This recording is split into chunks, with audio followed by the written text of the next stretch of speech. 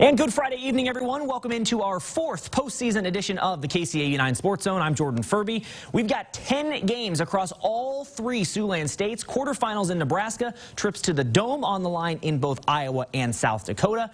And that's where we start in the Rushmore State. Dakota Valley made the championship game a year ago only to finish as runners-up.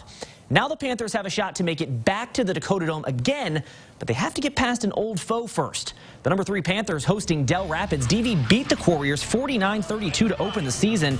Panthers moving the ball well here, but they couldn't make it count early. Nate Rice going for the home run, but he's picked off by Logan Ellenson in the end zone. No points, though, off the turnovers. Panthers get the ball back and find pay dirt. Sam Chesterman follows his blockers, gives the camera some love as he crosses the end zone. DV up 7-0, but on the ensuing kickoff, Ellingson has a wall of blockers, and they're going to spring him loose. He'll shed one tackler and wins the foot race to the promised land. We're all tied up at 7. Then the Warriors let the offense get some work done. Eddie Price is going to fire it to who else? But Ellingson. The Price is right with Ellingson all night long as they go up ahead. Panthers do answer back, though, with another score. They hold their own, but unfortunately, DV falls one game short of the Dome. 25-22 is the final. Well, over to Iowa, we had another rematch in Class 3A. Back on October 5th, SBL left Spencer with a 24-20 win as the victory helped the Warriors capture an eventual district title. Now the two meet up in the quarterfinals with even higher stakes, a trip to the Unidome on the line. Let's head over to Sergeant Bluff for this playoff rematch. Warriors don't waste any time on their first drive. The handoff to Derek Fitzgerald. He's got daylight, and goodbye. 52 yards for the score. SBL up 7-0. Later on, now 10-0 Warriors. Tigers looking for a drive late in the second. The pass into the end zone, but Zach Schultz is going to intercept it as SBL takes the lead into the break. Ahead to the third quarter now. Warriors facing second and Singing Hills. Daniel Wright, though. We know he can do damage with his arm. Does some nice damage with his legs, too. Runs for the nice 10-yard gain. Then, later in the drive, the handoff to Mr. Britton Delperdang. Adios! 36 yards, basically untouched for the touchdown. 17-0 SBL in front, and they keep it going. Warriors again with the ball after a forced fumble, knocking on the goal line, and it's Wright keeping it himself. He gets a head start on the way to Cedar Falls. SBL Unidome bound, 27-0. Warriors have yet to give up a score in the playoffs. Justin Smith's team definitely clicking.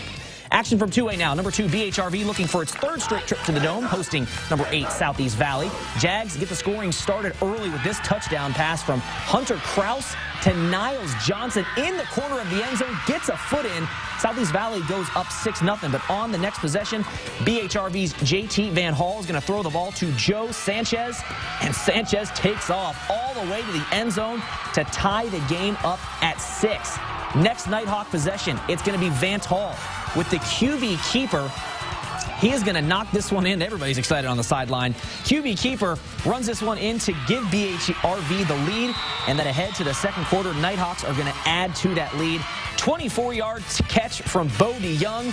Nighthawks run away with this one. As you can see, DeYoung just manhandles that defender. 48-6, BHRV headed back to the Unidome. To Class 1A now, number 6 West Sioux visiting number 3 and unbeaten South Central Calhoun. First quarter, Keegan Meyer is going to catch the little dump off and turn this into a big gain. Titans would go on to convert that drive into a field goal. Then, costly mistake by the Falcons here.